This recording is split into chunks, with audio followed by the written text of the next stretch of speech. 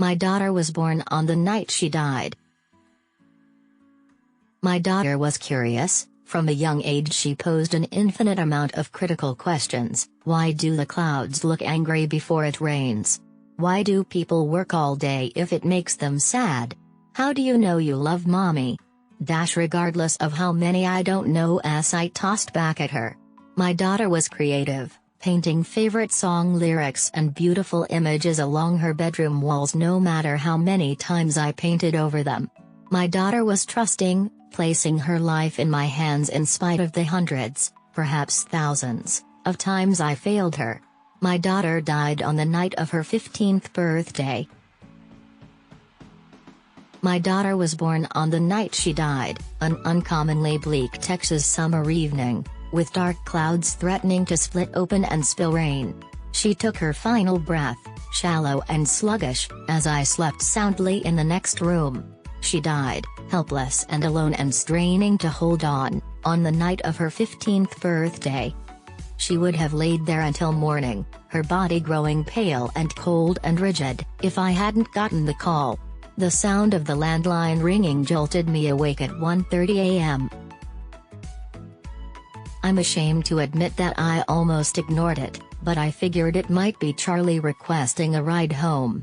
She was a hell of a partier even at her young age, and I lacked the necessary rapport to steer her away from the precarious road she was already traveling down at 90 miles per hour, windows down, stereo blaring.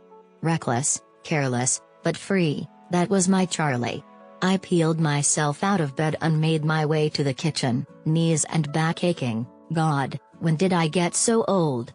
As I rushed to reach the phone before the final ring. I cleared my throat, hoarse from hours of sleep. Hello? There's a storm on the way, son. Check on Charlotte. Dad? I returned, incredulous, but the line had already disconnected. Sleep crusting my eyes and half convinced I must be dreaming, I followed the caller's instructions, pacing to my daughter's room and gently nudging the door open. The light was on. She always left the lights on, no matter how many damn times I told her I couldn't afford the electric bill. I stepped through the doorway to switch off the light when I finally caught sight of her, really saw her and the state she was in. Her eyes were open. Her body was still, no rhythmic rising and falling of her chest. I watched as my hand, still clinging to the phone yet somehow so disconnected from my own mind or body, dialed 911. Suddenly, a paramedic was there, grabbing me by the shoulders, shaking me out of my disoriented state. I don't know how much time had passed. I was there, but not entirely. My mind was somewhere else, years ago. I was eating ice creams with Charlie at Six Flags as she raced me to the next roller coaster. "Do you want your daughter to live?" the man shouted, desperate and rushed. I could only nod in response. He dashed into Charlie's room. I followed him. Another man, the head paramedic, perhaps, stopped me, blocking my path, blocking my way to Charlie. "Sir, your daughter is gone," he stated flatly. What?" he just said. I choked, raising a quivering digit to point at the man who'd brought me into the room mere moments ago. The man waved me off, clearly in too much of a time crunch to hear me out. I didn't feel particularly capable of speech anyway. She's been dead for too long to resuscitate traditionally. There's something else we could try, something new and experimental, but we need your permission to do so. He bent over, reaching into a black duffel bag to pull out a plastic package. I glanced around the room, unable to truly process anything he'd said. Charlie, gone? Too late? Experimental? My eyes bounced over the anxiously waiting faces of the emergency response team before fixing on the packaging in the man's hand. "I'm going to need an answer, sir," he directed, firmly. "I can assure you your daughter will not live unless we try this." "Yes," I wheezed. All air had left my lungs. "When the safety, no, the life of your child is concerned, There really is no other answer. Immediately, the emergency team set into action, forming a horseshoe around her bed. The man in charge ripped through the plastic packaging to reveal a large needle partially filled with an opaque black fluid. The alarmingly long tip of the needle glinted in the yellow light from the single lamp illuminating the room, the one that Charlie never turned off. Advancing toward the side of Charlie's bed, he spoke to me without looking at me, focused entirely on the task at hand. "I'm going to perform an intracardiac injection," he explained as another paramedic used a pair of scissors to release the fabric of her shirt from her upper chest. "And, well, we'll see what happens after that." His uncertainty was far from comforting, but I was out of options. He raised the needle up high and drove it down, puncturing the left side of her chest, burying the lengthy point inside. Slowly, carefully, he pushed the plunger at the opposite end to empty the liquid into her body. "Give her space," he barked, taking a few steps backwards himself. The rest of his team followed suit, leaving Charlie reclined on the bed. "Give her space," he barked, taking a few steps backwards himself. The rest of his team followed suit, leaving Charlie reclined on the bed. For 10 excruciatingly long seconds, nothing happened.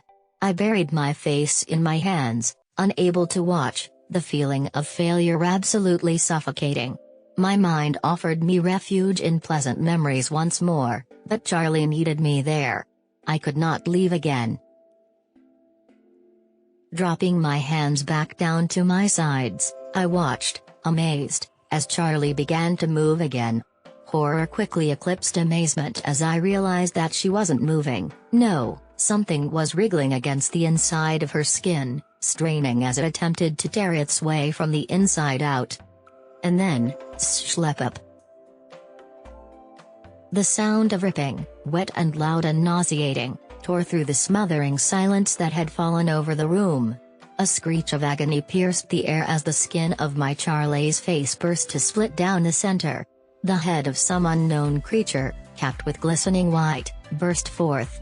The figure continued to fight, struggling to release its body from within Charlie's skin, ligaments and tendons and vessels snapping loudly with each forceful movement. My head spinning, I steadied myself with both hands laid flat on my knees, my breaths coming heavy and unsatisfying.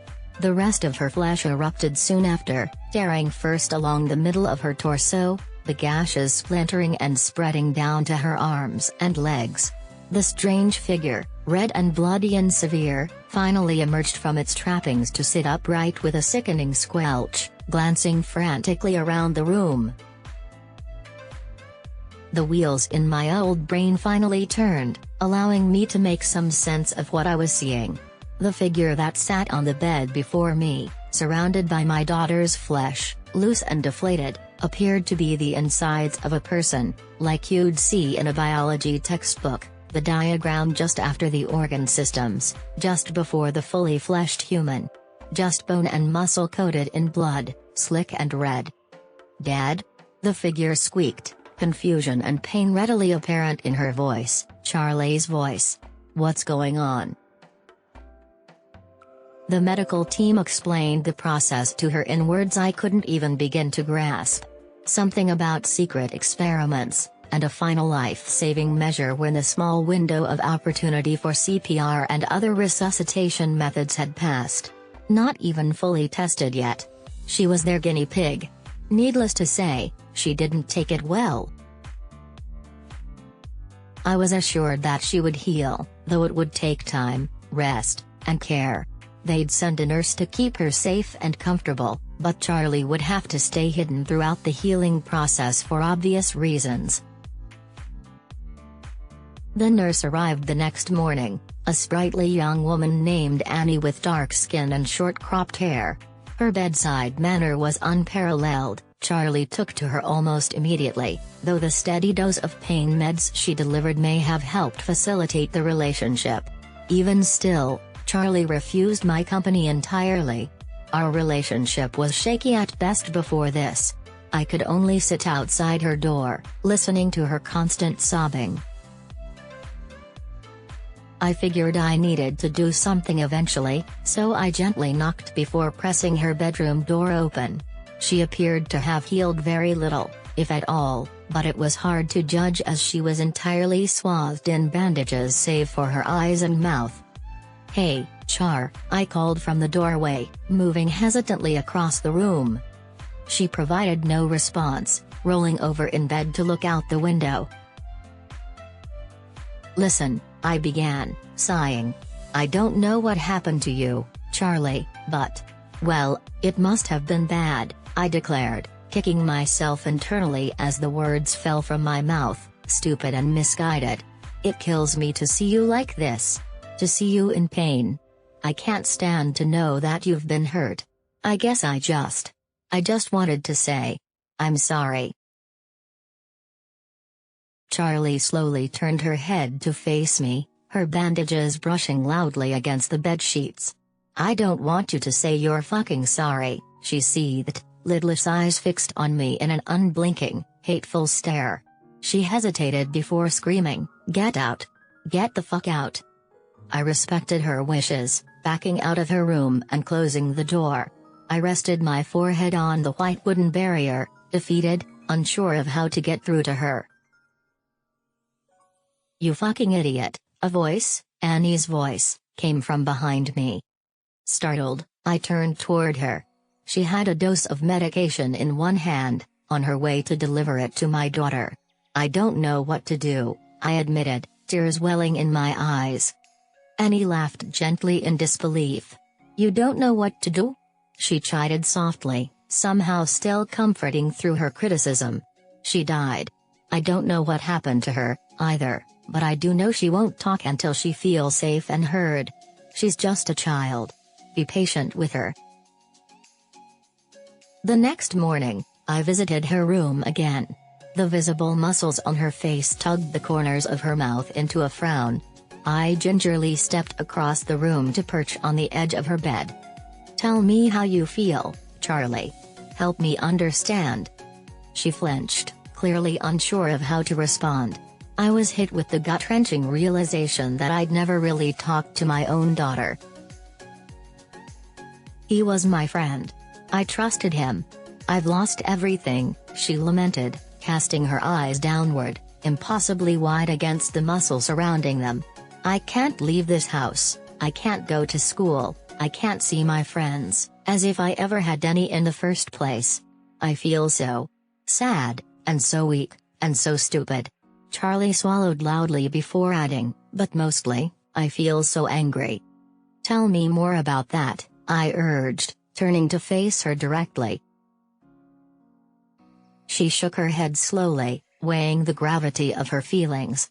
"I don't understand why this happened, and it fills me with hatred. How could he do this to me? I went to bed on my 15th birthday and I woke up. This. I don't even know what I am anymore," she fumed, hatred twisting her voice. "And I hate myself, too, because somehow I hate you more than I hate him." I hung my head, afraid of what she'd say.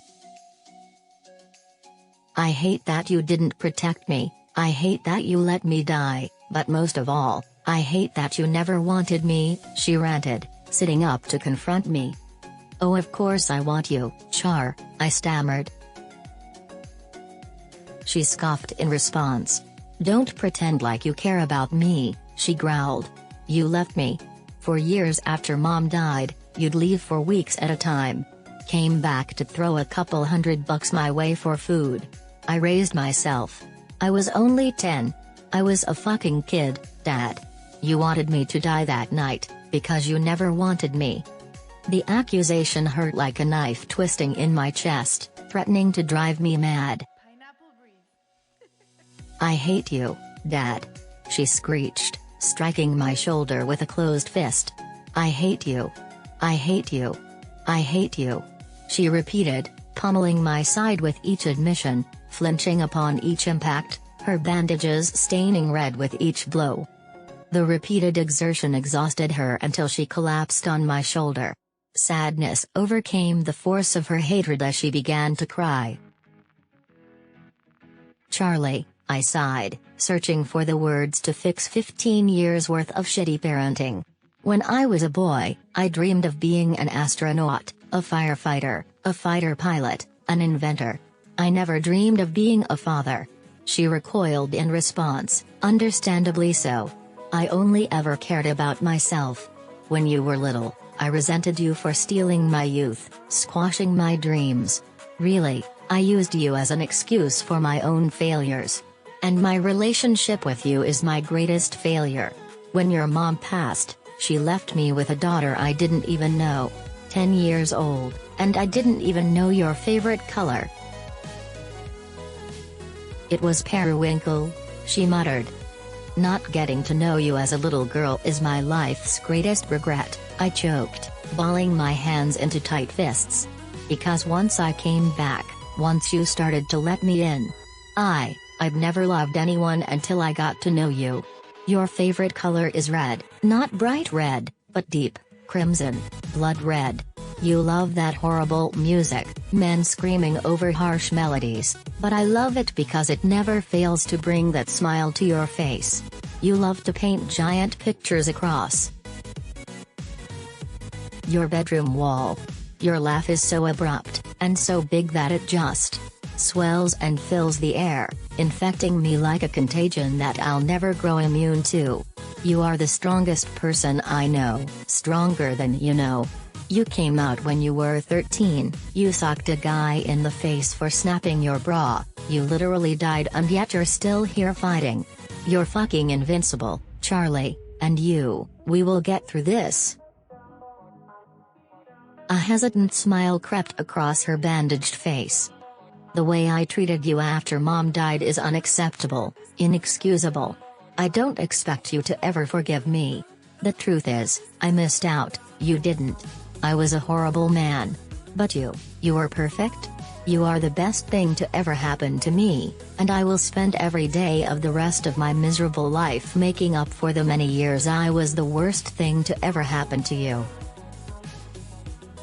The next morning, when Annie went to change Charlie's bandages, she found that a flimsy layer of skin had grown across her body. Paper thin and almost translucent, but there, nonetheless. The police came soon after to take Charlie's statement. They'd been briefed on her strange condition, but they recoiled in horror upon the first sight of her fresh skin, barely concealing her underlying musculature as Annie rewrapped her bandages. I can't talk about it, she whispered in my ear as the detective stared. The words won't come out.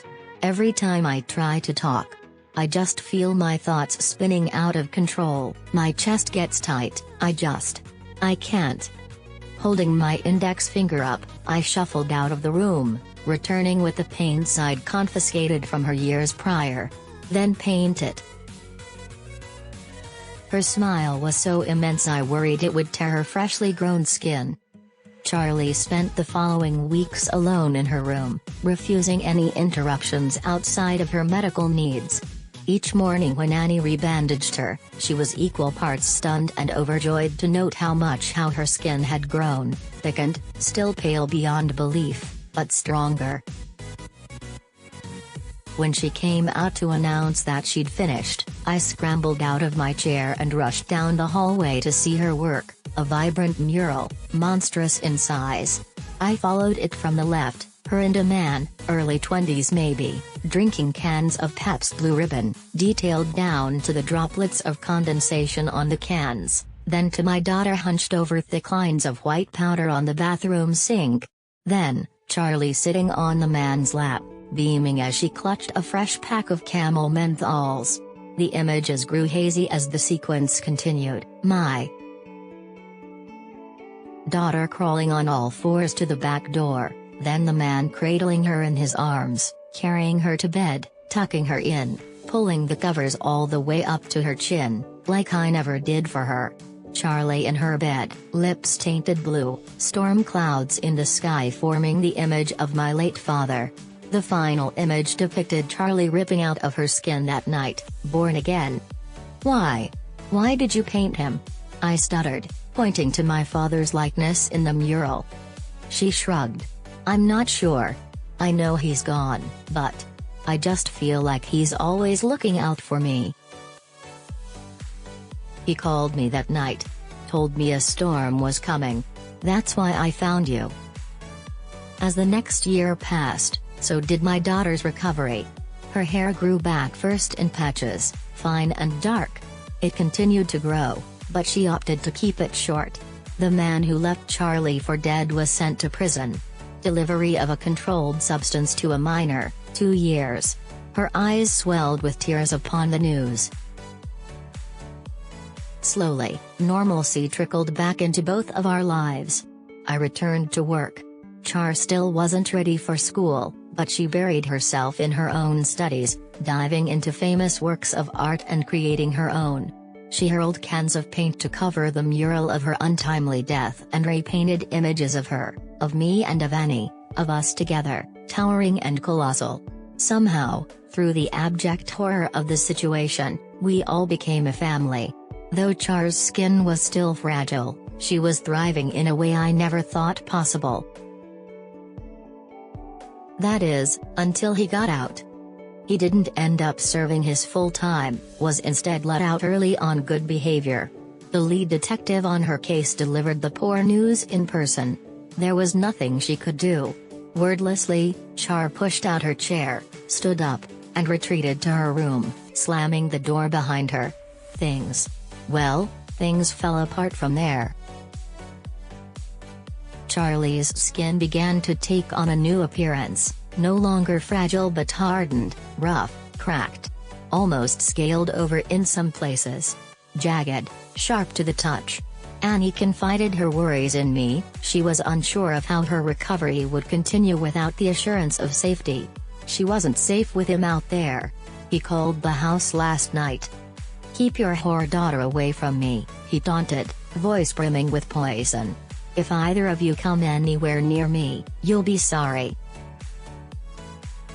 As the man hung up, I immediately knew what I had to do.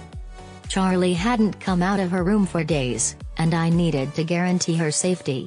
I pulled my gun from my bedside drawer, my thoughts disorganized and unable to form a coherent plan.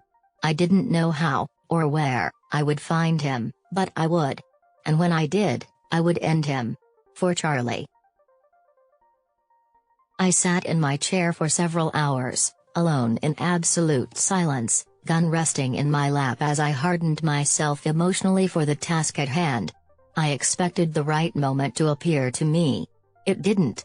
I decided to go anyway. I stood up and moved across the room, down the hallway towards the front door. The door swung open. I jumped back in surprise.